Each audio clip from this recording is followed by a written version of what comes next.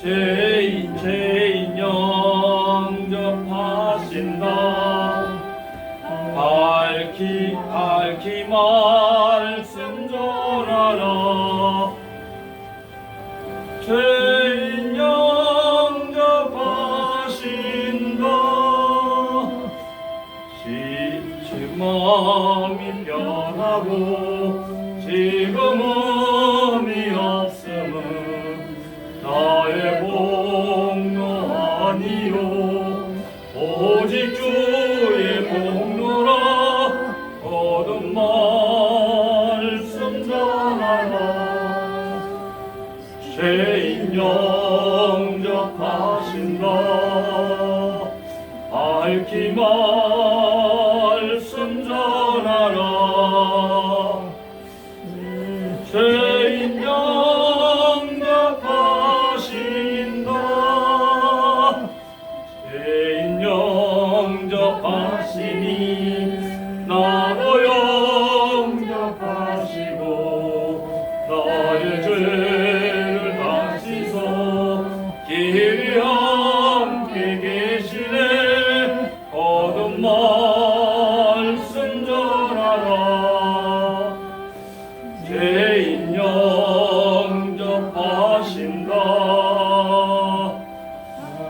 밝히 말씀 전하라. 죄인 영접하신다.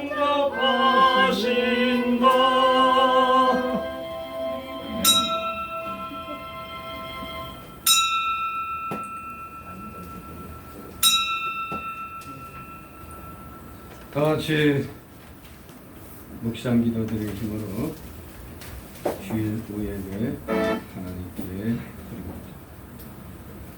다 같이 기도드립니다.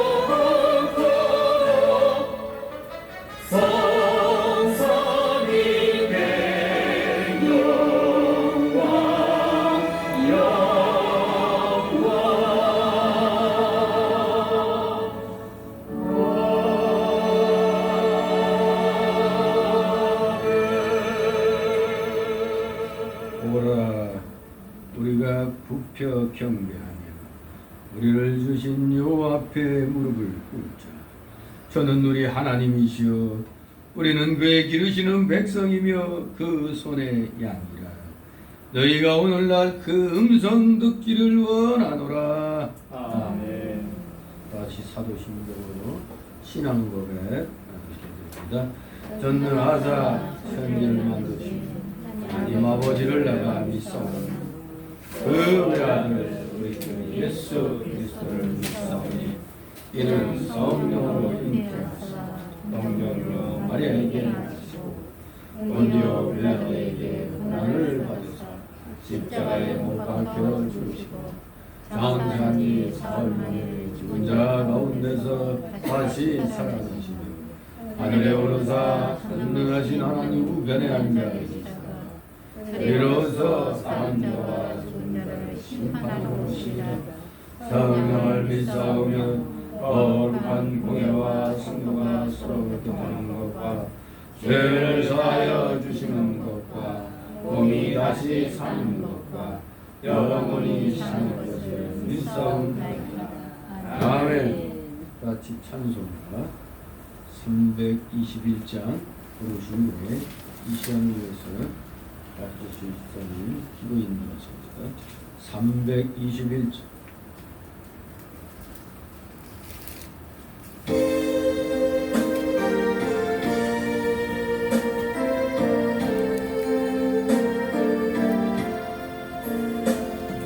자비한 주께서 부르시네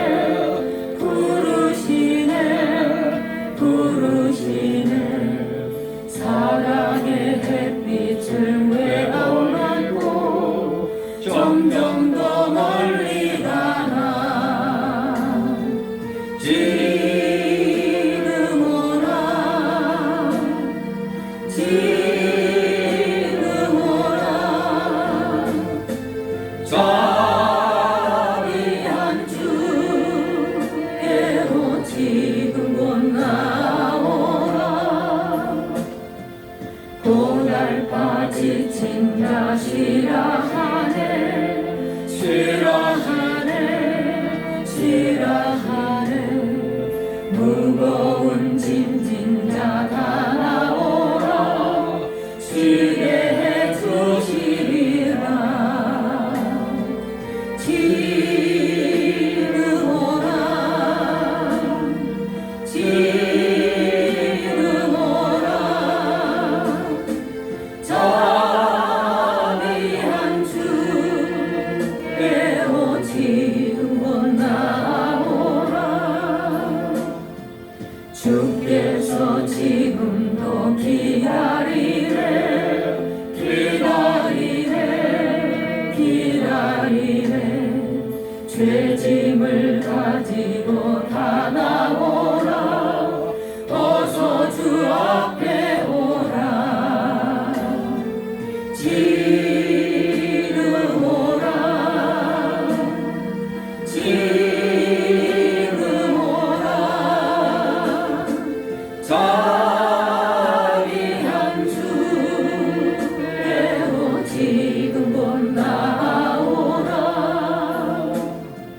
주님의 소리를 들어보라 들어보라 들어보라 그 이름 믿는 자 복 받으리 어서 곧 일어나라 지금 오라 지금 오라 자비한 주께로 지금 곧 나오라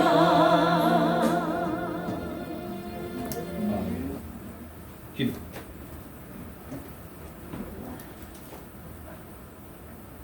전능하신 하나님 아버지 사랑으로 저희를 오늘도 주님 앞에 엎드려 예배드릴 수 있어 감사드리옵나이다. 주님 온 세상의 천지 만물을 창조하시고 다스리시는 주님의 위대하신 손길과 능력을 바라보며 영광 돌리옵나이다. 주님 하나님의 은혜와 사랑으로 저희를 구원하여 주셔서 자녀로 삼아주시고 예수 그리스도의 이름에 힘입어 천국 백성으로 살게 하여 주시니 참으로 감사드립니다. 이 시간 주님 앞에 모인 모든 성도들이 겸손한 마음으로 주님을 예배하게 하시며 우리 그리스도의 이름에 힘입어 하나님의 보좌 앞에 담대히 나아가는 은혜의 시간 되게 하여 주시옵소서. 하나님 아버지 현재 전국적으로 확산된 코로나19로 인하여 다시금 성도들이 예배당에 나와 예배드리는 것이 쉽지 않은 상황이 되었습니다. 그에 따른 대안으로 온라인 예배를 활용하여 예배를 드리고 있지만 그 또한 여러 가지 환경과 상황적 어려움을 인하여 예배를 집중하는 것이 쉽지 않은 현실입니다. 하지만 주님 코로나19로 일부 상황이더라도 환경을 탓하지 말고 보다 더 먼저 저희들의 중심을 다시금 돌아볼 수 있는 있기를 소망합니다. 그리고 형식적이고 열정이 식어버린 저희들의 마음을 되돌아보면서 주님 앞에 진심으로 회개하며 나아가기를 간절히 원합니다. 주님 이 시간 저희들을 무너져가는 예배의 재단을 다시 회복시켜 주시옵소서. 그뿐만 아니라 코로나19의 상황도 하루하루 하루속히 종식되어서 주님의 예배하는 예배당 찬송과 기도 소리가 넘쳐나고 주님의 말씀과 주님의 인재를 다시금 충만케 되기를 간절히 소망합니다. 세상과 빛과 소금이 되어 복음을 세상을 살리는 일을 온전히 감당케 하옵소서. 선교사들과 복음 전도자들의 발걸음 가운데 은혜를 내려주셔서 그들의 사역을 통해 온 땅에 하나님 나라가 더욱 확산되게 하옵소서. 하나님 아버지 이 나라와 이 민족을 위하여 기도드리옵나이다. 오늘날 이 나라의 현실을 바라보며 너무나도 많은 것들과 분열이 사회 곳곳에 발견되고 있습니다. 주님 간절히 원하기는 갈라진 이 땅의 모든 영역들을 참 진리의 되시는 주님 앞에 온전히 하나 되고 회복될 수 있도록 역사하여 주옵소서. 그리하여 우리 대한민국이 하나님께서 기뻐하시는 나라, 주님께서 귀하게 사용하시는 나라를 인권이 설 수 있도록 인도하여 주시길 간절히 기원합니다. 주님을 예배하는 이 시간 살아계신 주님의 말씀을 듣고 단위에 서서 서시는 목사님 주님 강한 팔을 붙들어 주시옵시고 선포하시는 말씀을 통해 온 성도들이 거룩하신 주님의 음성을 듣게 하시며 살아계신 하나님의 말씀을 험한 이 세상을 살아갈 때에 주님께서 예배하신 풍성한 열매를 모든 삶 속에 누릴 수 있도록 은혜 내려 주시옵소서. 마음을 다하여 항상 주님 앞에 나아가는 주님 영광 받아주시며 그들의 모든 생활 속에 하늘의 충만한 복을 내려 주시옵소서. 주님께 감사드리며 영광을 돌려드리며 예수님 이름으로 기도드리옵나이다. 아멘.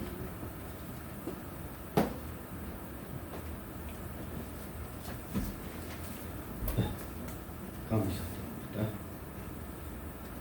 이 시간 함께 은혜 나눌 말씀입니다. 구약성경 에스겔 2장 1절에서 10절까지의 말씀 우리 교독하도록 합니다. 에스겔서 2장 1절 10절 페이지수로 구약 1152, 1153쪽에 있습니다. 다 찾았습니까? 그럼 우리 돌아가면서 있습니다. 제가 먼저 있습니다.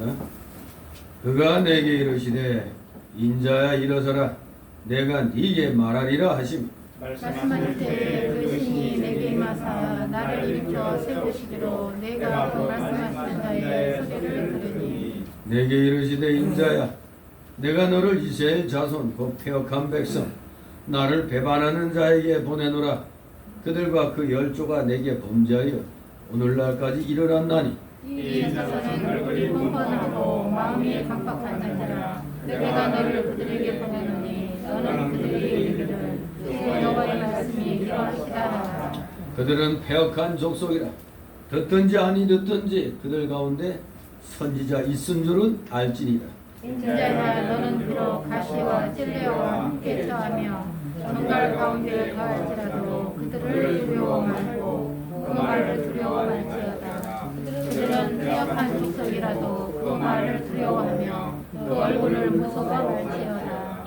그들은 심히 패역한 자라 듣든지 아니 듣든지 너는 내 말로 고할지어다.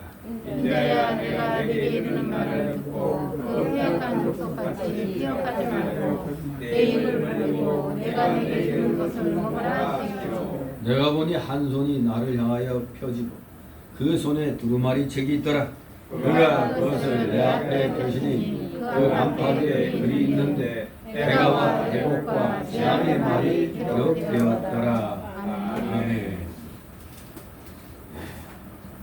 어려운 현실 속에서도 믿음을 굽히지 아니하고 특히 또 우시 안에도 주님 앞에 경배드리러 나오신 우리 사랑하시는 성도들 주님의 이름으로 환영하며 축복합니다. 아멘. 진실로 우리가 지금 천국 생활을 하고 있는 건데 이 천국 생활의 핵심이 예배드리는 거라고 말씀드렸습니다. 우리의 이 천국 생활을 방해하는 세력은 우리가 현실적으로는 힘이 없을지라도 하나님께서는 반드시 그들에게 응당한 합당한 그런 보호해 주실 줄 믿습니다. 우리 두려워하지 말고 하나님 믿고 이 시간도 최선을 다하여 우리 모두 말씀에 온전히 우리 자신을 불복시키는 그런 여러분 되시길 소망합니다. 자, 이제 이 2장 전체의 제목을 보면 이 8절의 말씀 내가 네게 주는 것을 먹으라 이 말씀으로 오늘 2장의 제목을 삼겠습니다. 지금 2장에서는 에스겔이 지금 부름을 받고 있는 상황을 묘사하고 있는 것입니다. 그래서 이 에스겔이 소명받는 내용이 바로 여기 이제 2장 1절에서 3장까지 쭉 그렇게 소개가 되고 있습니다.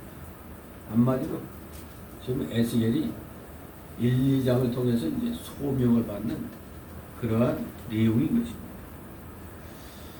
그래서 원래 이 에스겔이 받은 이 선지자 소명의 그 구체적인 내용에 앞서서 소명받게 되는 상황이 이제 쭉 1장에 제시되고 2장에서도 이제 구체적으로 하나님이 이제 더욱더 소명에 대한 확신을 주시는데 에스겔처럼 놀라운 환상 중에 특별한 계시를 받은 자로는 이사야 선지자가 있죠. 그리고 또 계시록의 저자인 사도 요한이 있습니다. 아무튼 이러한 환상을 통해서 그 당시 에스겔이 선지자 소명을 받게 된 그 사건에 대한 의미부터 먼저 알고 우리는 이 장을 봐야 되겠습니다. 선지자 소명 받게 된 그 사건에 담긴 그 의미는, 첫째는 지금 절망의 먹구름 속에서 희망의 빛을 비추시는 하나님은 무능력한 분이 아니라 온 우주를 주관하고 통치하는 천지의 주제시라는 것을 바로 이러한 환상의 여러 가지 그 사건에 담긴 그 의미라고 할 수 있습니다. 두 번째 의미는 하나님의 사역을 감당할 종들에게 어떠한 박해와 조소에도 견딜 수 있는 담대함과 능력을 주시는 것처럼 오늘날의 우리들에게도 동일하게 하나님의 사역을 감당할 힘을 주신다는 것을 우리에게 깨우쳐 주는 겁니다. 이 에스겔 선지자는 몇 차 바벨론 침략 때 포로로 끌려갔다고 기억합니까? 2차 때죠. 2차. 그 여호야킨 왕 때, 그 1장 1, 2절에 보면 여호야킨 왕이 사로잡힌 지 5년이라고 그랬죠. 즉 여호야킨이 즉위한 지 3개월 만에 BC 597년에 바벨론 왕 느부갓네살의 그 2차 그 침략 시 포로로 잡혀 바벨론으로 끌려왔던 겁니다. 근데 끌려온 지 벌써 5년이 된 겁니다. 즉 BC 593년경이었어요. 에스겔 선지자도 다른 사람들처럼 같이 끌려와가지고 그발강가 근처 테라빕에 살고 있었던 것입니다. 이제 여기에서 하나님께서 여러 가지 환상을 주시면서 에스겔에게 소명을 이제 일깨워 주시는 겁니다. 그 1장에서 소위 4바퀴의 그 환상이 나옵니다. 그 앞에는 4 생물에 관한 그런 환상이 소개되고 있었죠. 4 생물. 4 생물이 뭐였습니까?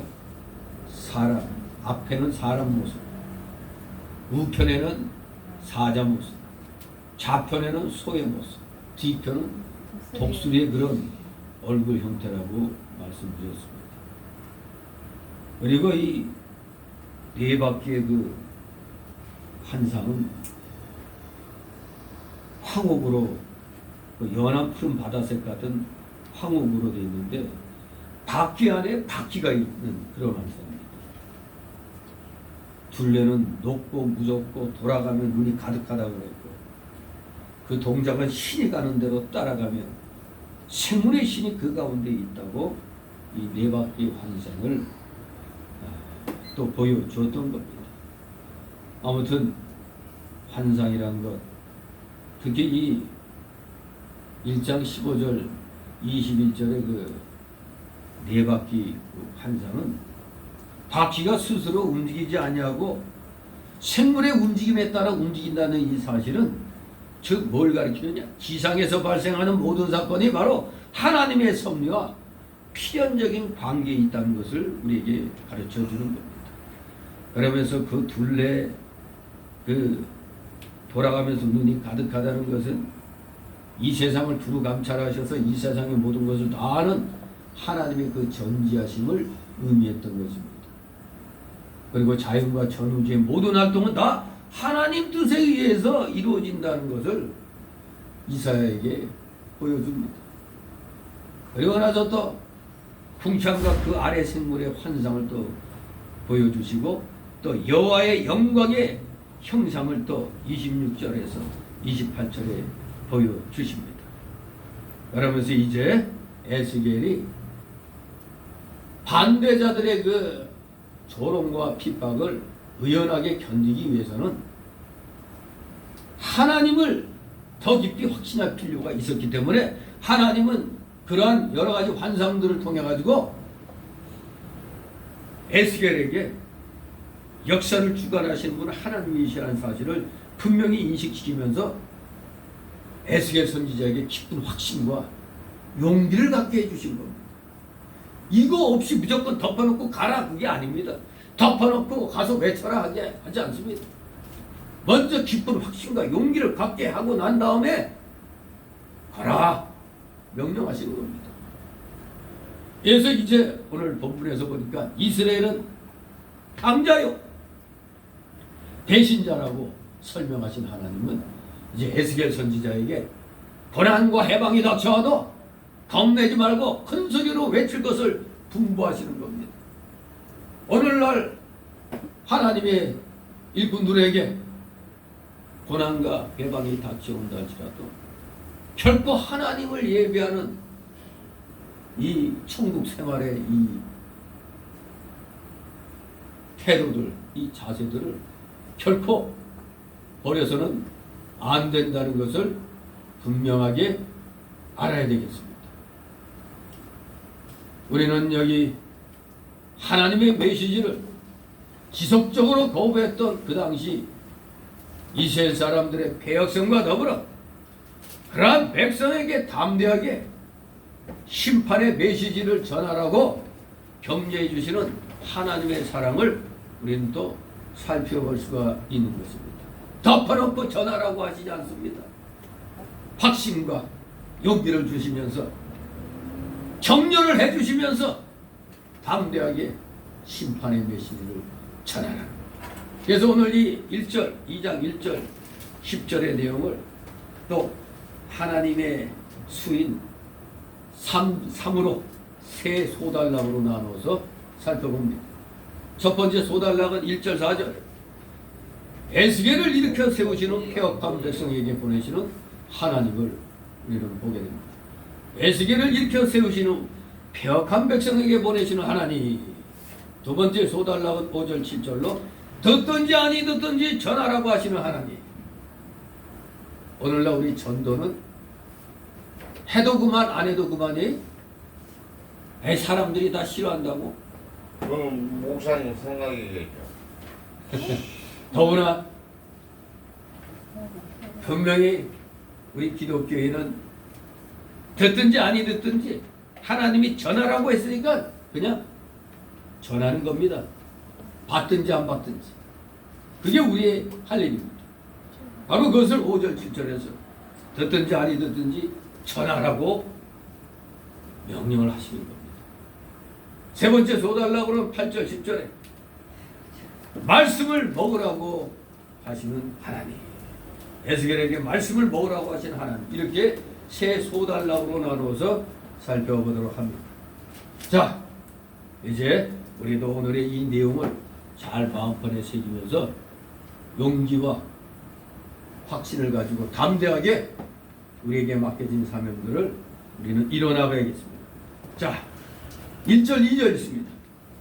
그가 내게 이르시되 인자야 일어서라 내가 네게 말하리라 하시며 말씀하신 때에 그 신이 내게 임하사 나를 일으켜 세우시기로 내가 그 말씀하시는 자의 소리를 들으니.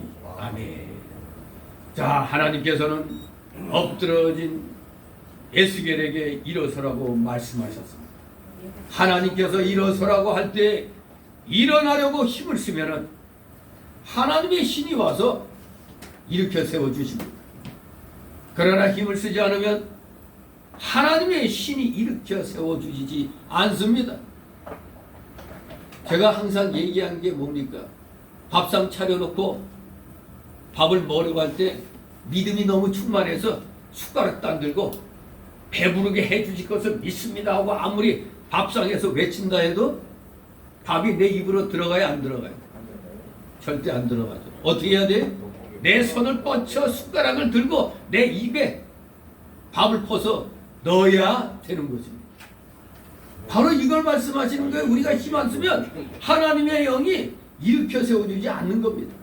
하나님께서는 성도가 연약한 상태에 빠져 있거나 안진병이와 같은 상태에 있는 것을 원치 않으시고 일어서라고 명령하시는 겁니다. 그때 즉시 순종하여 일어서려고 힘을 쓰면 하나님의 신이 와서 일으켜 세워주시고 강건하게 해주시는 겁니다. 우리가 가만히 놀고 있으면 하나님이 안 해주시는 거예요. 덮어놓고 믿사오니 한다고 일이 이루어지는 게 아닙니다. 마땅히 말씀대로 행해야 하나님이 함께 하시는 거지. 그저 밀사오니 이러면 되는 거 아닙니다. 여기 에스겔 선지자에게도 분명히 하나님이 일어서라고 지금 말씀하시잖아요. 나를 그 신이 임해가지고 내가 일어서려고 하니까 신이 힘을 줘서 일으켜 세워주십니다.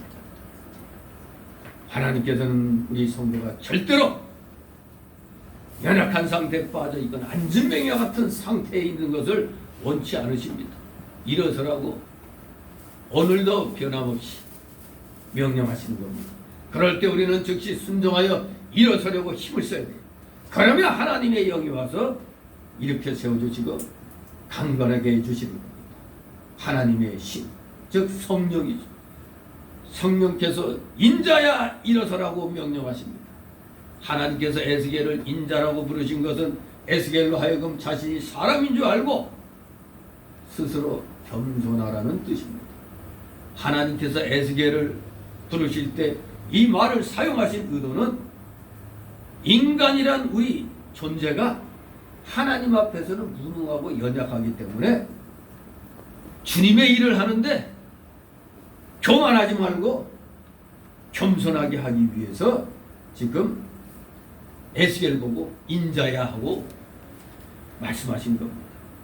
그래서 우리들은 언제나 사람의 위치를 지키고 그 사명을 다하라는 겁니다. 언제나 사람의 위치를 지켜야 됩니다. 피조물의 위치를 지키지 않고 사명을 다할 수가 없는 겁니다. 뭐라고? 내가 그 말씀하시는 자의 소리를 들으니 이렇게 2절에 말씀하고 있죠. 에스겔이 그 말씀하시는 자의 소리를 들으니 그랬어요. 예배당에서는 조용히 하는 거예요. 예배 드리러 왔으면은 가만히 듣고 있어야지 말하면 안 됩니다. 자, 에스겔이 하나님의 명령에 순종하여 일어나니까 하나님의 음성이 들려왔습니다.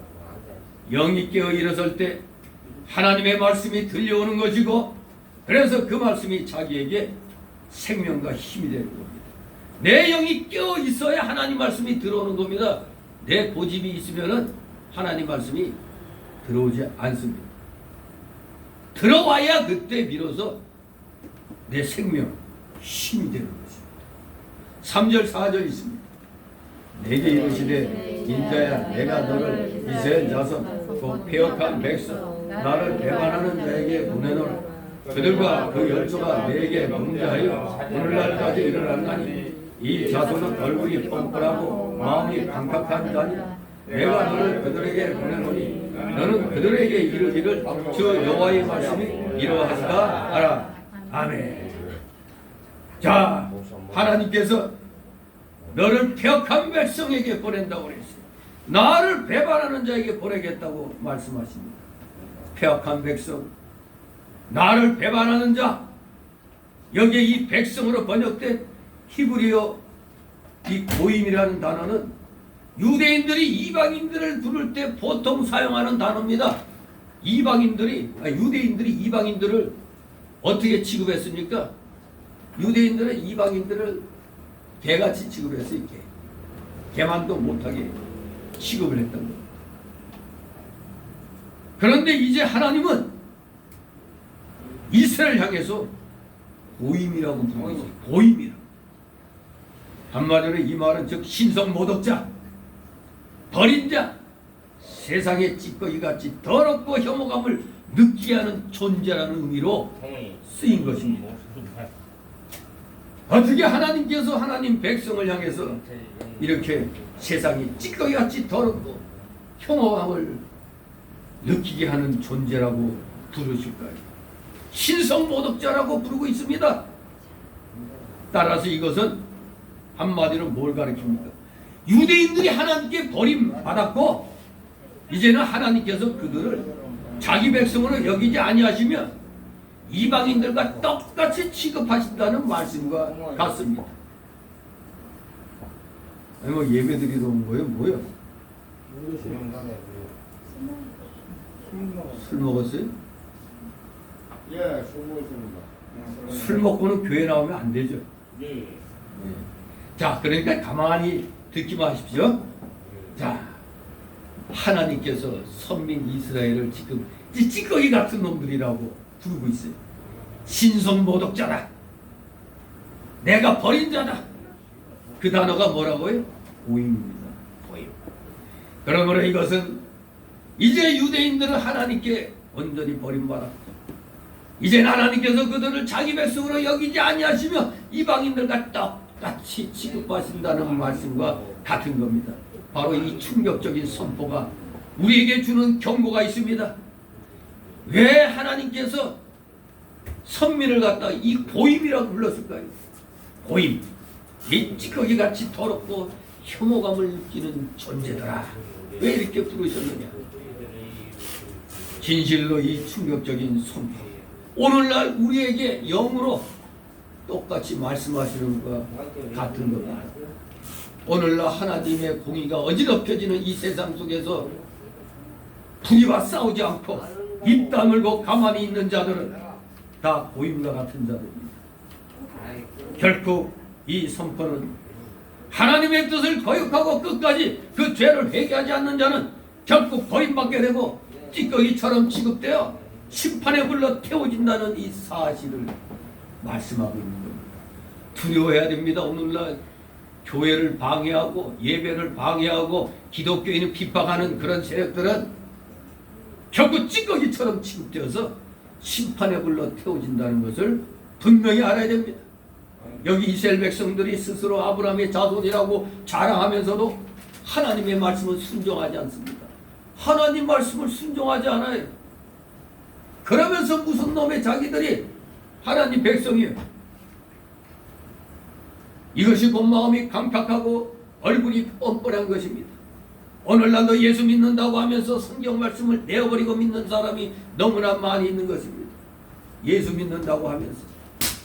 아유 아파라. 뭐 언제 와? 어제는 뭔 상관인데? 어디 와서 예배를 방해하는 게야? 경찰 불러, 경찰. 부를게 내가. 나가고 이게. 아니 술 먹고 와서 어디서 예배를 방해하고 있어? 112 부를게. 이렇게 해. 해주세요. 이렇게. 당신 왜 때리고? 저기 경찰 부를 거야. 해. 이발 강의죄로 경찰 교도소 갈 오케이 거야. 오케이 오케이. 알았어. 일단 내려가 있어. 어디서? 교도소 가게. 몰라 지금. 알았어. 이거 깨거나 일단 죽어. 당신 예배 방해자가 어떤 죄인 줄 알아? 새끼가 아주. 아니 말을 하지 말고 이 새끼가 아니고. 나 어디서 술 먹고 그냥? 나라고 알아서 갈 테니까. 상황이 그렇게 생각하세요. 어디서 그냥 건방지. 아니 어찌 저런 술 먹고 와서 예배를 방해하고 있어. 이 정권이 안 그러니까 또 이제 별 희귀한 자가 또 오고 있네. 찌꺼기 같은 이런 삶이 우리의 모습이 되면 안 됩니다. 얼마나 교회를 우습게 알면은 술 처먹고 와가지고 정말로 이건 우리가 오늘날 우리 예수 믿는다고 하면서도 너무나 많은 사람이 성경 말씀 내버리고 믿고 있으니까 이런 일들이 일어나고 세상에서 기독교를 우습게 보는 겁니다. 목사님 중국 교포예요. 예? 중국. 빨갱이 아니야 그럼? 중국. 여기 이용성 집사가 잘 처리했지. 자, 내가 너를 그들에게 보낸다고 그랬어요. 누구한테? 이 폐역한 백성, 나를 배반하는 자에게 보낸다고 그랬어요. 보임이라고 말했죠. 보임, 폐역한 이 찌꺼기 같은 존재들아, 내가 너를 그들에게 보낸다. 지금 하나님께서는 에스겔을 그를 환영하는 사람들에게 보내는 것이 아니고 지금 폐역하고 반대하는 백성, 얼굴이 뻔뻔하고 마음이 강팍한 백성이 이스라엘 백성에게 보낼 것이니까 가서 하나님 말씀을 전하라고 지금 말씀하시는 겁니다. 오늘날도 많은 선교사들, 정말로 고생하는 선교사들 많지만 도리어 이용해가지고 선교활동도 안 하면서 선교비나 받아먹으려고 그냥 또 이렇게 쇼하는 그런 사람들도 있다고 그래요.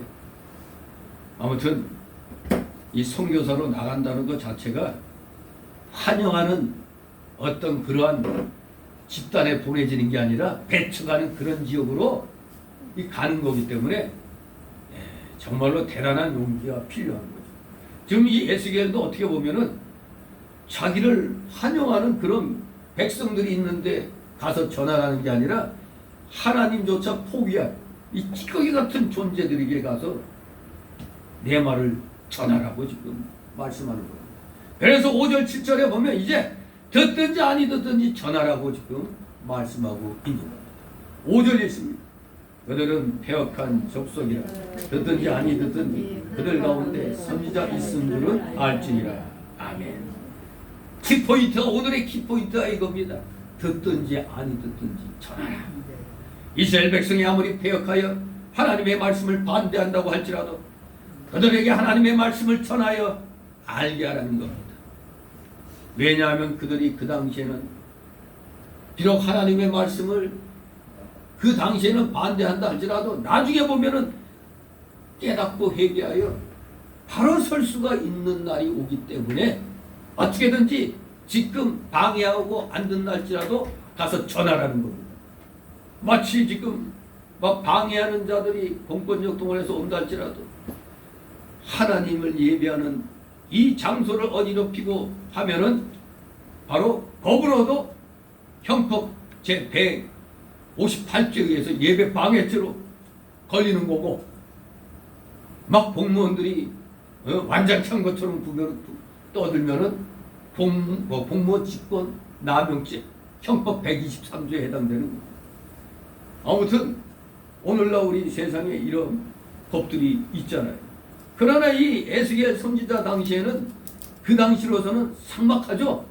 아주 살벌한 겁니다. 막 그냥 말씀 전하려고 할 때 막 그냥 마치 그냥 패듯이 그냥 막 폭행을 저지를 듯이 막 이렇게 하더라도 어떤 막을 그런 법이 없잖아요. 그야말로 에스겔 선지자는 살기등등한 현장에 가서 회개하라고 하나님께서 말씀하셨느니라고 이렇게 선포를 해야 되는 그런 소명을 받게 되는 겁니다. 지금이라도 아이간에 마구제비로 행패 부린다더라도 당신 저주받는다. 안 회개 안 하면 지옥 간다. 이 말이 이 당시는 몰라도 지나고 나서는 아 그랬구나. 내가 죽을 죄를 졌구나 하고 이렇게 회개할 수도 있는 날이 있기 때문에 아무리 반대하더라도 가서 전하라. 그래서 알게 하라고 말씀하는 겁니다. 듣든지 아니 듣든지 여호와의 말씀을 바로 전하면 그들이 반대하면서도 참 선지자가 있는 줄을 알게 되고 그들의 양심이 여호와의 말씀인 줄 알고 깨닫게 된다는 것입니다. 양심이 있고 그리고 택자라면은 주위 분위기에 그냥 함몰돼가지고 찌소리 안고 있다가도 좀 분위기가 진정되고 좀 뭔가 좀 괜찮아지면은 신앙 양심이 이 공포에서 벗어나게 되거든요. 아무튼 믿음이 연약한 자들한테는 공포라는 게 당연히 있는 겁니다. 믿음이 담대하더라도 분위기가 살벌해지면은 위축이 되는 거 아닙니까?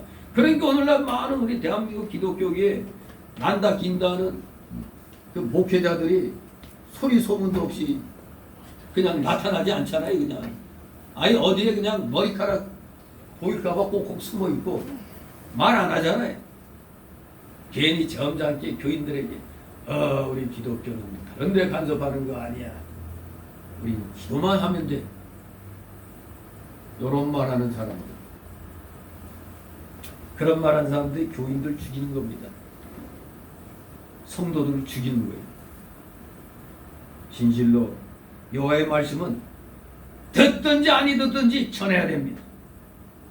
반대하면서도 그들은 그래도 선지자가 있나 보네. 아무리 많은 사람들이 기독교를 반대해도 똑바로 이렇게 행해 나가면은 그래 네가 진짜 교인인 것 같다 이런 말 하잖아요. 그래 내 다른 놈들은 인정 안 하는데 너는 인정한다 이런 말도 하잖아요. 뭔가 양심에는 참 선지자가 있는 줄 아는 거거든. 마찬가지로 여기 이 폐역한 자들이 에스겔이 가서 열심히 전하면은 저자가 참 선지자 같은데, 그래 그러면 저 사람이 하는 말 진짜 하나님 말씀 맞아, 이렇게 깨닫게 된다는 겁니다. 그들의 그 양심이. 아무튼 여러분들 분명한 것, 아무리 폐역한 자들일지라도 우리는 일단은 전해야 된다는 사실. 포기하고 전하지 않으면 우리는 하나님 말씀을 어기는 것 같아요. 우리 주님이 세상의 빛과 소금이 되라고 했다는 게, 나를 소금처럼 인정 안 해주고 빛처럼 인정 안 해준다 할지라도 하라는 겁니다. 그리고 정 안 들으면 전하고 나올 때 발에 묻은 신발에 묻은 거 뭐 털어버리라고까지 말씀하셨잖아요. 미련두지 말고 일단 전했으면 미련두지 말고 또 딴 데 가서 전하라는 얘기거든요. 그게 바로 여기 나온 대로 듣든지 아니 듣든지 전하라는 하나님의 명령인 것입니다. 6절 있습니다. 인자야 너는 비록 가시와 찔레와 함께 처하며 정갈 가운데 거할지라도 그들을 두려워 말고 그 말을 두려워 말지어다. 그들은 폐역한 족속이라고 그 말을 두려워 말며 그 얼굴을 무서워 말지어다. 아멘. 그렇습니다. 말씀을 전해야 하는 사역자의 앞길은 모욕과 조소와 혹독한 핍박이 예상되는 가시밭길임을 알아야 됩니다. 아까 저 사람 그건 목사님 생각이라고, 아니 예배 드리러 와가지고 뭐 엉뚱한 소리 하고 있어. 이 정말 우리 이거 조선족들 같은 말을 하고 있지만 우리 한국 사람 아닙니다. 일부러 이 완전히 족수, 이 머리통이 짱깨놈이 짱깨놈. 공산주의자, 공산당입니다. 저것들이 와서 촛불 폭동 일으킬 때 저것들이 앞장선 거예요. 저 중국 유학생들하고 저것들, 저 조선족들이. 해방으로 온 것 같아요. 아니 술 먹고 어디 그냥 어슬렁어슬렁 기어와요. 아무튼 이 하나님 말씀 전하면 모욕을 주기도 하고 조롱도 하고 저렇게, 그런 내 생각이라고 그러고 심지어 돌을 던지려고 하는 그러한 가시밭길입니다. 이 말씀 전하는 사역자의 앞길은. 하지만 절대로 고난을 두려워하거나 회피하지 아니하고 오히려 용기 있게 하는 이 전하는 이 하나님의 메시지, 이 메시지를 두려워하지 말고 외치하는 겁니다. 선포하는 겁니다. 이게 전도자의 사명인 것입니다. 폐역하고 완악한 이스라엘 백성은 마치 가시와 찔레와 같다는 겁니다. 말씀을 전하려고 나아가면 막 가시와 같이 찌른다는 거죠. 이스라엘 백성들이 말로써 가시와 찔레와 정갈같이 에스겔 선지자를 찌르지만 그래도 그들과 그들의 말을 두려워하지 말라는 겁니다. 그래도 두려워하지 말라. 그 이유는 왜 두려워하지 말라고요? 누가 함께 있어? 하나님께서 에스겔과 함께 하시기 때문이니까 절대 그들의 말, 아무리 너를 갖다 조롱하고 핍박한다 할지라도 두려워하지 말라는 겁니다. 그래서 시편 52장 4절에 간사한 혀여 네가 잡아먹는 모든 말을 좋아하는도다 라고 했습니다. 간사한 혀가 날카로운 삭도같이 거짓으로 찌르고 남을 잡아먹습니다. 참된 진리를 전하려고 하면 타락된 교육자들이 말로 가시같이 찌르고 거짓으로 정죄하고 심판하는 겁니다. 악한 세력에 맞서 외치면은 목사가 쓸데없이 말이야 정치에 참여하려고 그런다고. 불의한 일을 보고도 가만히 있어요. 나라가 공산화되고 있는데 이걸 가만히 보고 있습니까? 공산화되면 제일 먼저 이 동네 빨갱이들이서 공격당할 겁니다. 저거 교인이다! 죽여라! 그러는 거예요. 그러면 선동되면 촛불 집회 때와 같이 하고 또 이렇게 지금 이 정권이 완전히 지금 국민들로부터 우리 기독교를 마치 방역에 협조하지 아니하는 아주 그런 식으로 지금 만들어 놓는 거예요. 그러니 세상에 70몇 프로가 교회가 우한 코로나 확산시키는 역할을 한다는 그렇게 그냥 인식이 돼 있잖아요. 실상 0.몇 프로밖에 안 되는데. 아무튼 오늘날 이 악한 정권에 아부하고 협조하는 목회자들, 그들이 지금 올바른 목회자들을 끼르고 거짓으로 지금 교인들 앞에서 정죄하고 있는 거예요. 자기들이 살려고. 자기들이 이러고 있는데 다른 목사들이 확 나서고 싸우면은 자기가 정체가 드러나잖아. 자기가 이 사입이라는 게 드러나잖아. 그러니까 반대로 공격을 하는 거예요. 그래도 하나님만 의지하고 담대히 전해야 되는 겁니다. 아무리 방해한다 할지라도 끝까지 전해야 돼요. 아무리 중상모략을 하고 거짓말로 비방하고 매장시켜도 하나님 말씀대로 바로 나가면 그들이 무너뜨리지 못하는 겁니다. 그래서 예레미야 1장 17절 19절에 그러므로 너는 네 허리를 동이고 일어나 내가 네게 명한 말을 다 그들에게 구하라. 그들을 인하여 두려워 말라. 두렵건대 내가 너로 그들 앞에서 두려움을 당하게 할까 하노라. 보라 내가 오늘날 너로 그 온 땅과 유다 왕들과 그 족장들과 그 제사장들과 그 땅 백성 앞에 경고한 성읍 세기도 노성벽이 되게 하였습니다. 우리 성도들을 이 지금 올바른 선지자를 성읍처럼 경고한 성읍처럼 세기둥같이 노성벽이 되게 한다는 겁니다. 그들이 너를 치나 이기지 못하리니. 왜 하나님이 노성벽같이 세기둥같이 견고한 성읍같이 만들어 주시니까 아무리 우리를 치려고 해도 못 이긴다는 겁니다. 이는 내가 너와 함께하여 너를 구원할 것임이니라. 여호와의 말이니라. 이렇게 하나님이 보장을 해주시는 겁니다. 이 에스겔 선지자 그리고 오늘날 바른 일에 나서는 목회자들을 하나님이 지금 보증해주고 보장해주시는 거예요. 7절에 있습니다. 너는 힘이 폐역한 자 듣든지 아니 듣든지 너는 내 말로 구할지어다. 아멘. 하나님께서는 에스겔에게 계속해서 말씀을 전하라는 겁니다. 계속 전하라.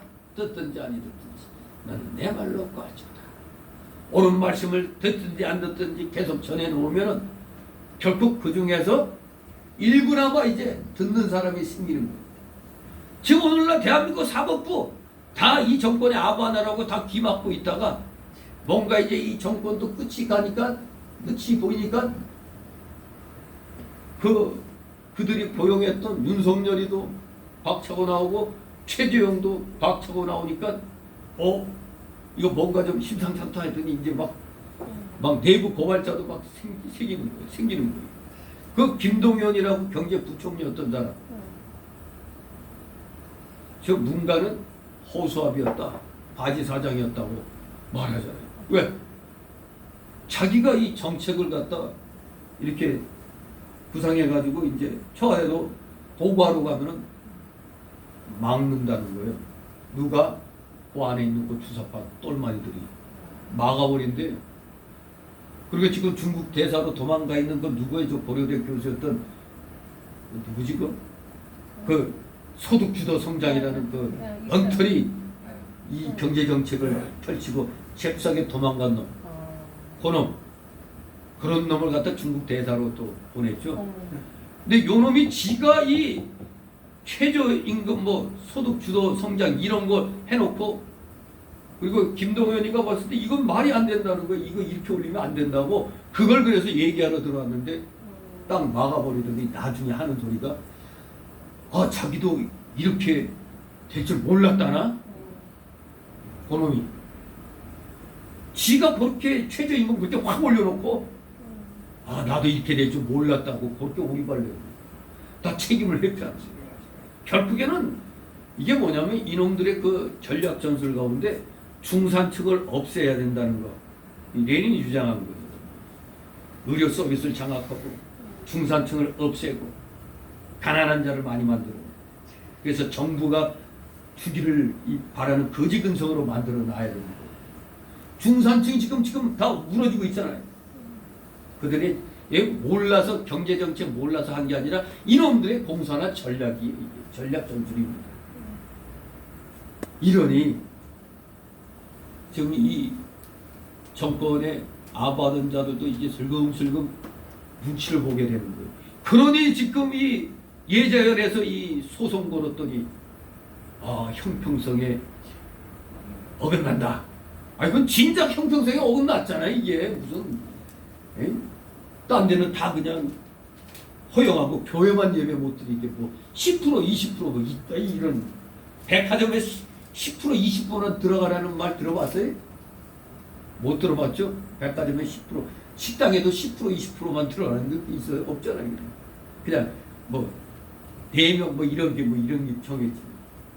교회는 아예 그냥 예배 금지 그냥 이렇게 아무리 대형 교회가 뭐고 무조건 10% 20% 이렇게 다 해놓고. 정말로 이런 무지막지한 이 공산주의 사상 가진 이 유물론주의자들 이제 이들에게서 지금 서서히 지금 사법부가 꿈틀꿈틀 조금씩 이제 삐그적 이렇게 이제 나오고 있는 겁니다. 아무튼 바람직한 현상인데 사실 나라를 망치는 건 식자층이 망치는 거예요.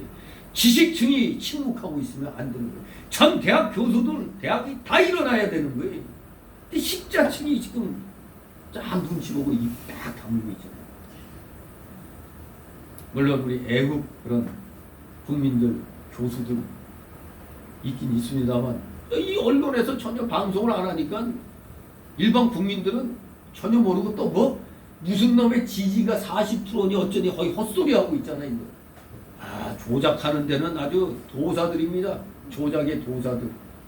중산층 다 무너지고 한때 소상공인들이 뭐 문가 지원한다고 그때 막 지지한다고 그때 대통령한테 그러더니 다 지금 아이고 죽겠다 지금 살려달라고 지금 이거 애걸 먹고 하잖아요. 이런 상황입니다. 이런 상황에서 그나마 기독교 단체의 큰 단체들은 입 다물고 있는데 자그마한 우리 전국의 목회자들이 김승규 전 국정원장이었죠. 김대중 된가? 그 김승규 장로가 광주 사람인가요? 영광인가? 그 김승규 장로가 이제 앞장서가지고 평신도들 이렇게 이끌고 지금 이 악한 정권과 싸우는 겁니다. 그 예전에 그 대표 주축되는 대표 두 사람이 이제 그 김승규 평신도로서 이제 김승규 장로하고 나머지는 다 이제 목회자들이죠. 그렇게 이 작은 단체지만 했더니 그나마 좀 뭔가 이 전면 예배 금지란 단어가 빠졌잖아요. 형평성에 어긋난다. 국민의 기본권에 심각한 손상을 준다. 이런 정상적인 그래도 양심적인 말이 나오잖아요. 그렇기 때문에 우리는 아무리 적의 세력이 크더라도 우리는 하나님께서 함께 하신다는 이 확신을 가지고 우리는 끝까지 진리로 나가면 됩니다. 잘못된 것에 끝까지 입 다물고 있으면 우리 다 죽습니다. 함께 외칠 줄 알아야 돼요. 왜? 너와 함께하여 너를 구원할 것이니 여호와의 말이니라. 에스겔 선지자에게 한 이 말씀이 바로 예레미야 선지자에게 한 그 말씀이 바로 오늘 우리에게도 그대로 적용이 되는 겁니다. 마가복음 16장 17, 18절에 이런 말씀이 있죠. 믿는 자들에게 이런 표적이 따르리니 그 저희가 내 이름으로 귀신을 쫓아내며 새 방언을 말하며 뱀을 집으며 무슨 독을 마실지라도 해를 받지 아니하며 병든 사람에게 손을 얹은 적 나으리라 하시더라. 그렇습니다. 믿음으로 전진하는 자에게는 어떤 세력이 와도 해하지 못하는 겁니다. 그러나 우리는 핍박하는 세력을 두려워하지 말고 듣든지 아니 듣든지 우리는 오직 바른 말씀만 전하면 되는 겁니다. 듣든지 아니 듣든지. 아, 지금이 어느 때인데 전도하냐고. 어느 때엔 어느 때 핍박의 때지. 핍박의 때니까 듣든지 아니 듣든지 전하면 되는 거예요. 악의 무리들 끝날 때가 다 돼가는 겁니다. 7절 읽었습니까? 네, 7절 있습니다. 그들이 힘이 폐역한 자라 듣든지 아니 듣든지 너는 내 말로 고할지어다. 아멘. 5절에서도 듣든지 아니 듣든지 6절에서는 두려워하지 말고 전하라. 7절에서 또다시 듣든지 아니 듣든지 내 말로 고하라고 했습니다. 끝없이 계속 전해야 되는 겁니다. 옳은 말씀 계속 전해놓으면 분명히 그 중에 듣는 사람이 생기는 겁니다. 그러므로 바른 진리를 받은 사람이 먼저 나가서 두려움 없이 전해야 나를 따르라 하면 따르는 거죠. 그 전쟁 때 영국 그 역사를 보면 전쟁 때 보면 항상 선두에 쓰는 건 귀족들 자녀. 그래서 전쟁 끝나면 귀족들의 수가 많이 줄어드는 거예요. 우리나라 그 유명한 이 좌파들은 홀대하지만 백선혁 장군이 다부동 전투에서 앞장서가지고 그냥 나를 따르라 하면서 그냥 이 적진을 향해 털리옥의 그 모범을 보인 거 아니에요. 만약 내가 두려워서 멈칫거리거나 하면은 자기를 차라리 쏘라고 그랬다. 그러니 뭐 그냥 장군이 나와서 떨격하는데 병사들이 안 따를 수 있겠어요? 따르는 겁니다. 진실로 우리 모두 열심을 다하여 먼저 깨달은 자가 두려워하지 말고 전해야 되는 겁니다. 그들이 믿고 안 믿는 것은 하나님께 맡기고 오직 온전하신 말씀을 전하면 하나님께서 이제 그 말씀을 가지고 역사하시는 겁니다. 그래서 그 말씀을 받는 자는 하나님께서 구원할 것이고 받지 않는 자는 그 말씀으로 심판하실 것임을 요한복음 12장 48절에서 또 말씀하고 있습니다. 받지 않는 자는 그 말씀, 받지 않는 그 말씀으로 심판을 받는 겁니다.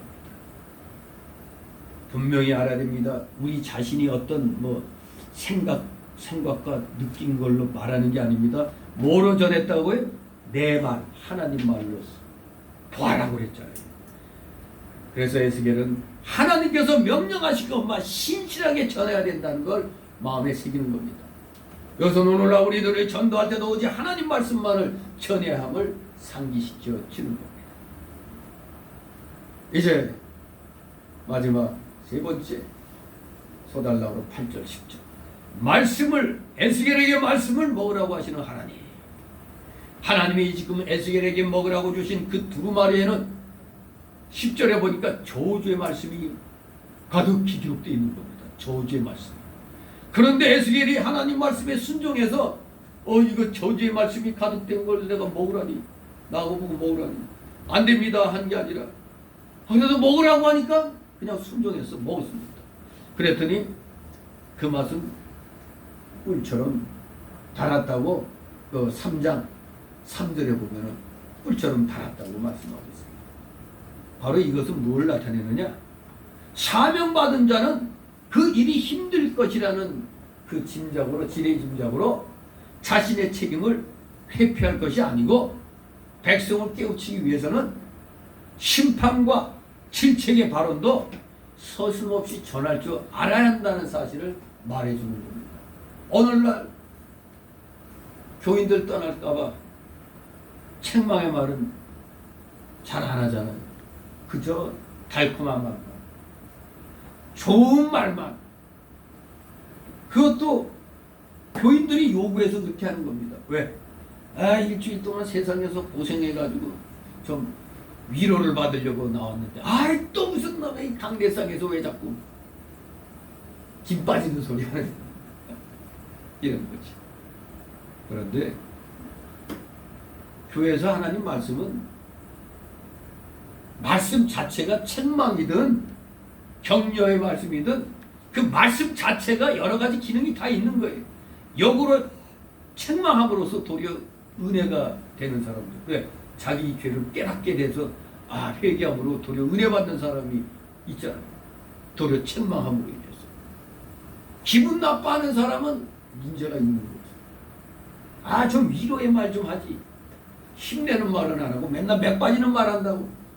아니, 이 썩어 빠진 세상에서 이거 악에 대해서 얘기해 줘야지. 악을 피하면 안 되잖아요.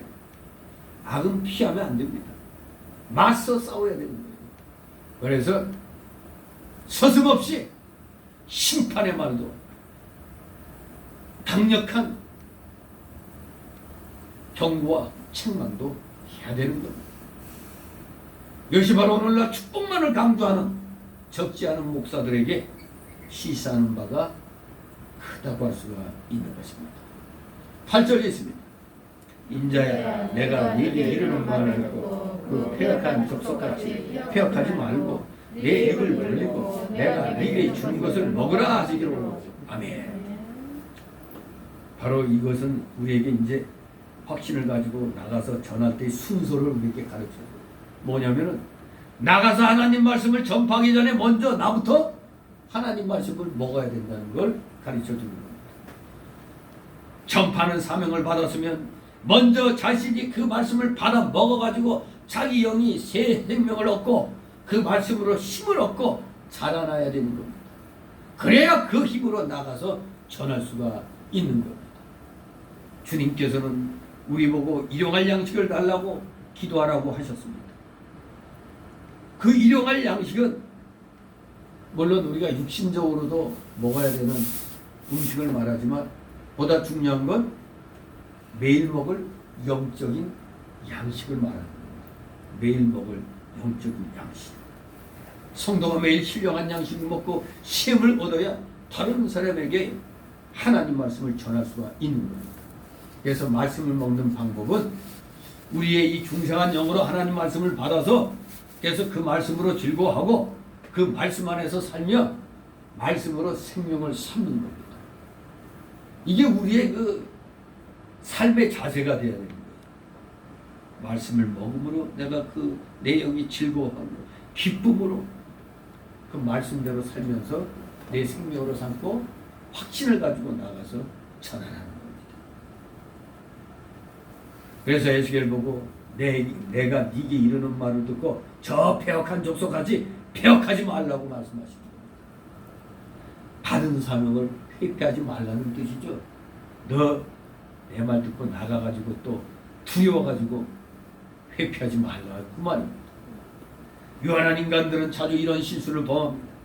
자기 마음에 드는 일은 적극적이지만 원치 않는 일은 그 일이 하나님이 원하시는 것이라 할지라도 요나서에서 요나 선지자 하나님이 아무리 원하시는 것일지라도 나는 못마땅해. 나 저 원수들에게 못 전해. 이게 요나의 마음이었잖아요. 그래서 좀처럼 요나는 열심을 처음에 내려고 하지 않았잖아요. 도리어 도망가려고 했잖아요. 도망가려다가 영혼이 갈 뻔했죠. 물고기 뱃속에서 영혼이 갈 뻔했어요. 그렇기 때문에 받은 사명 회피하지 말고 네 입을 벌리고 내가 네게 주는 것을 먹으라 명령하십니다. 내 입을 벌리라는 것 바로 말씀을 사모하라는 것. 사모하는 것. 우리 그 자연에 관한 드라마 찍어놓은 거 보면은 어미새가 와서 어디 뭐 먹이 딱 구해갖고 오면은 이 둥지에서 새끼들이 그냥 여러 마리가 다 뭐 어떻게 하고 있어요? 다 하나같이 다 쫙쫙 벌리고 다 있잖아요. 먹고 달라고. 바로 우리 성도들은 그런 자세로 해야 된다. 말씀을 주옵소서. 아무튼 가난한 심령, 사모하는 심령을 가지고 우리는 간절히 찾아야 됩니다. 그래야 하나님 말씀을 모을 수가 있습니다. 좀 더 깊은 진리를 찾으려고 애를 쓰고 모든 문제를 말씀에서 해결하는 거 해야 합니다. 하나님의 말씀을 받을 때 그 말씀대로 되지 못한 것을 회개하고 애통해 하면서 그 말씀대로 되려고 애를 써야 거기에 도달할 수가 있는 겁니다. 그런데 조금 힘들고 두렵다고 안 해요? 그러니까 지금 정말로 목회자들이 유튜브 이런 데 들어가서 댓글 보면은 정말로 말없이 가만히 있는 목사들 엄청나게 욕먹어요. 그 교회 교인들 보고 도대체 그런 교회에서 뭐하고 있느냐고 나오라고, 그 가짜 사꾼 목사라고. 저 소씨같이 또 저렇게 이 정권에 아부하더니 엄청나게 지금 네가 목사냐? 목사지. 이러면서 막 엄청난 그 비난의 소리가 있습니다. 어떻게 좀 몸보신 좀 하려고 그냥 그렇게 아부하고 아침했다가 진짜 기독교인들로부터 저거는 하나님께 저주받을 놈이라는 소리 듣게 되는 거예요. 차라리 목사를 안 하고 있으면 그런 욕이라도 안 먹지. 목사가 돼가지고 그래도 큰 교회 한다고 큰 소리 똥똥 치면서 그랬는데 처신을 잘못해가지고 이게 뭡니까? 아무튼 우리는 어떻게든지 회개하며 말씀대로 되지 못한 걸 회개하며 애통해 할 줄 알아야 돼요. 어떻게든지 말씀대로 되려고 애를 써야 하나님께서 함께하여 주셔서 그 목표에 도달할 수 있게 해주는 겁니다. 힘을 안 쓰면은 마치 밥 앞에 놓고 배부르게 해주는 것을 믿습니다고 맨날 그냥 외치는 거랑 똑같은 겁니다. 그러면은 밥을 앞에 놓고 굶어 죽는 자가 되는 거예요. 먹을 것을 눈에 보고도 못 먹고 죽는 그런 꼴이 되는 겁니다. 오늘날 많은 기독교인들이 어쩌면 목회자들이 먹을 걸 앞에 놓고도 무조건 미사오니만 외치다가 지금 다 저주받게 되는 그런 상황에 이르렀다고 볼 수도 있습니다. 다같이 9절 10절 있습니다. 내가 보니 한 손이 나를 향하여 퍼지고 그 손에 두루마리 칩이 있더라. 그가 그것을 내 앞에 펴시니 그 안팎에 글이 있는데 애가와 애곡과 재앙의 말이 기록되었더라. 아멘. 여기 이 두루마리 책은 바로 하나님 말씀을 기록한 오늘날의 성경책에 해당되죠. 구약시대는 양피지나 이런 그 파피루스 이런 데다 써가지고 이렇게 말아갖고 다니죠. 우리 동양에서도 보면 옛날에 보면은 이 대나무 이 얇게 그 해가지고 엮어갖고 거기다 글 써가지고 그게 하나의 그 서신이죠. 근데 뭐 드라마 보면은 책 보급지 종이에 좀 그 시대에 맞게 좀 이렇게 좀 낡은 어떤 뭐 그런 걸 써야 되는데 이런 멀쩡한 뭐 고급 종이에다가 놓고 이러고 있어요. 그때 종이가 어딨어. 좀 보증도 좀 어느 정도 해가면서 해야 되는데 아무튼 이 에스겔 선지자 시대 다 이 일종의 두루마리 그런 성경책이었어요. 그런데 펴졌는데 그 안팎에 글이 있다고 그랬어요. 한마디로 여기에도 글이 있고 여기에도 글이 있다는 거죠. 안팎으로.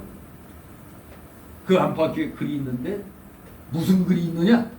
애가와 애곡과 재앙의 말이 기록되었더라. 이거 뭐야? 다 하나같이 안 좋은 얘기만 기록되어 있어요. 짐승 가죽이나 양피지로 엮어 만든 그 두루마리에는 그 옛날에는 보통 한 면에만 글이 쓰도록 되어 있어요. 그것도 글 쓸 수 있도록 한 면만 잘 이렇게 해놓은 거죠. 그런데 여기 나타난 두루마리는 특이하게도 안팎의 말씀이 기록되어 있다고 말하고 있습니다.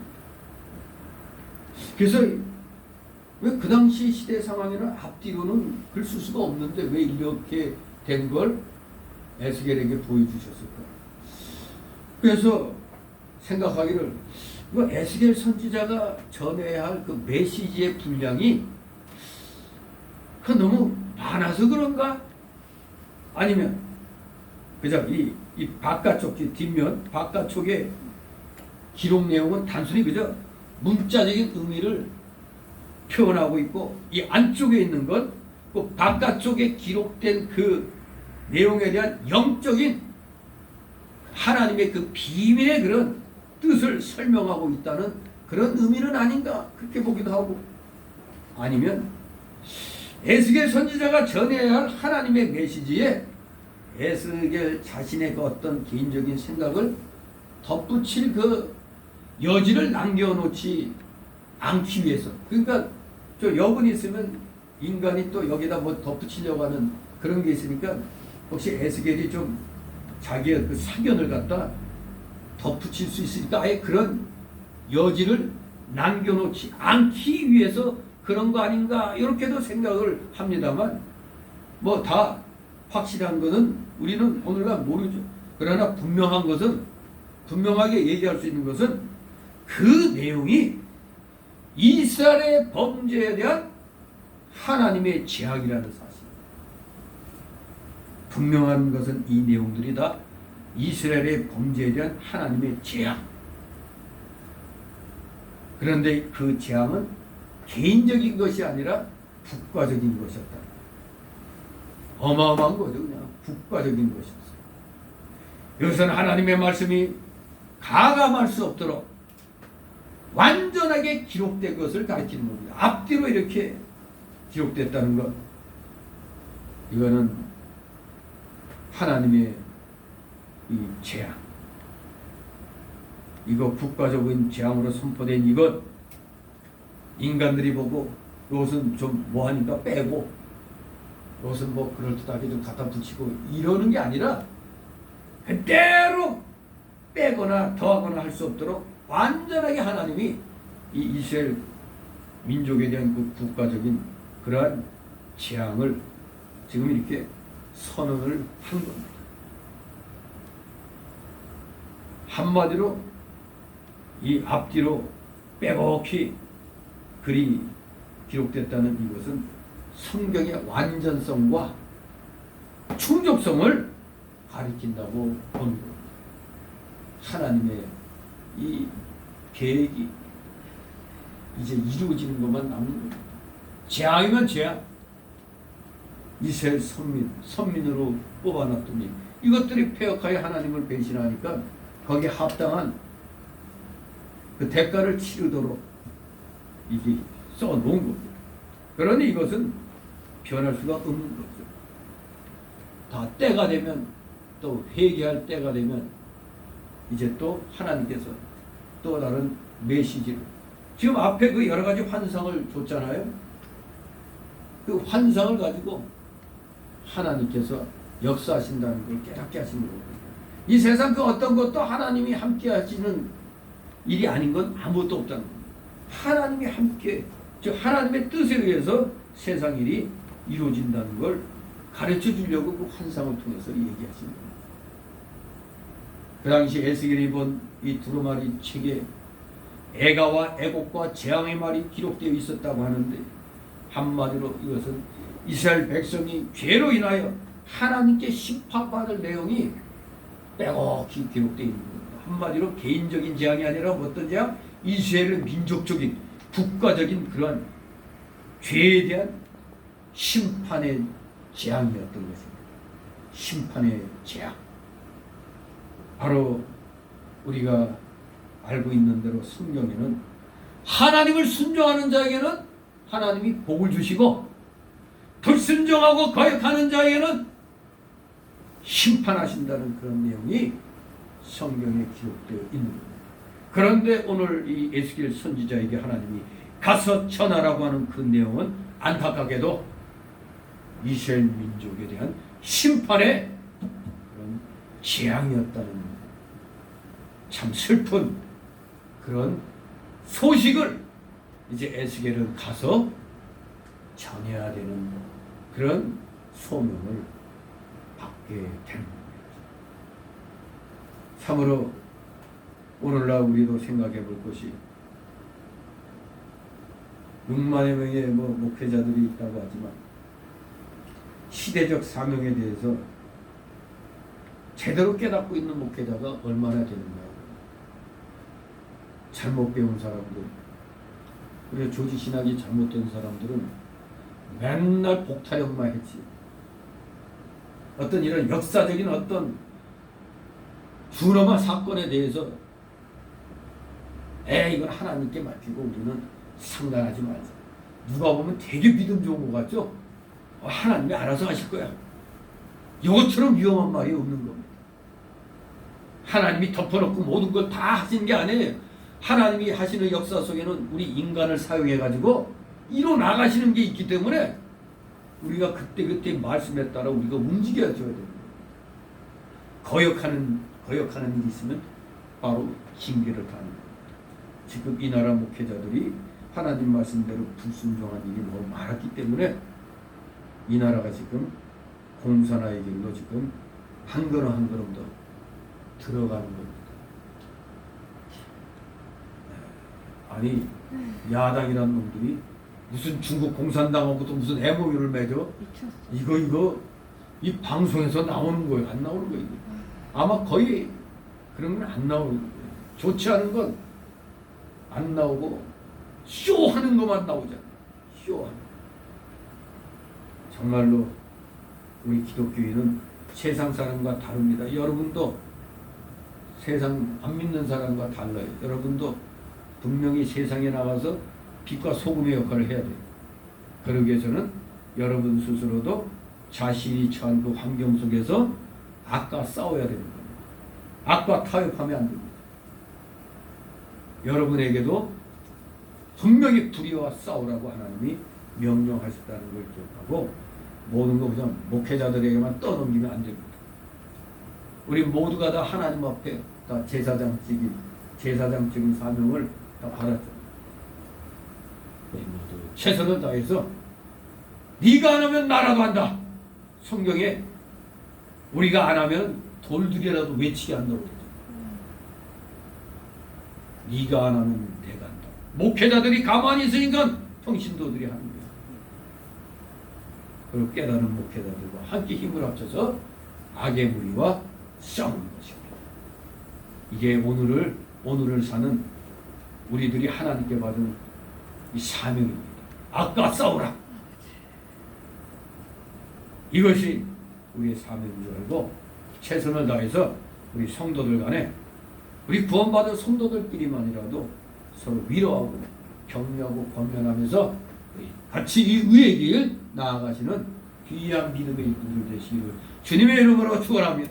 기도합니다. 걸어가신 하나님 아버지 은혜를 감사드립니다. 사랑하시는 자들을 한 사람 한 사람 기억하여 주시옵소서. 진실로 하나님의 말씀대로 살고 그대로 정말 하나님 앞에 지극히 작은 데서부터라도 쓰임받기를 소망합니다. 저희들 여기 있사오니 사용하여 주시옵소서. 감사드리며 예수 그리스도 이름으로 기도드립니다. 아멘. 다 같이 찬송 362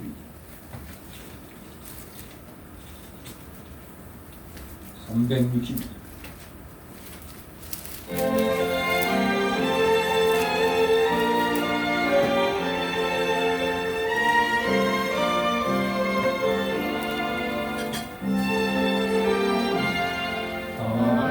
하나님이 말씀하시기를 내 맘을 마르게 바치오라. 너를 끝내갈 섬기며 기쁘게 날 항상 의지하라.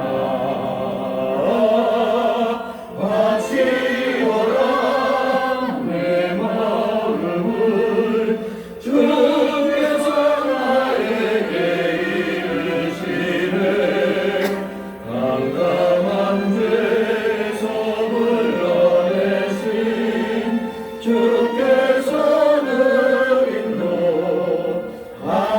인도하시리라. 구주께서 말씀하시기를 내 맘을 나에게 다 바치고 사악한 죄에서 벗어나가 나 어찌 널 구원 않겠느냐.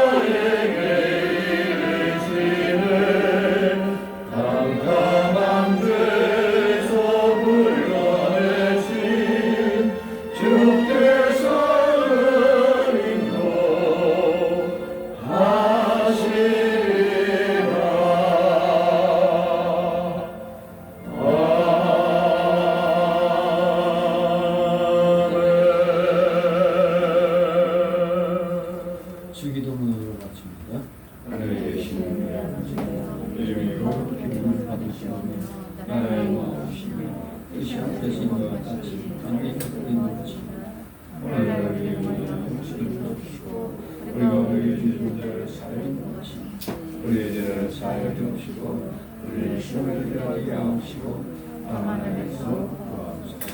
너희의 나라와 권세와 영광이 아버지께 영원히 있사옵나이다. 아멘.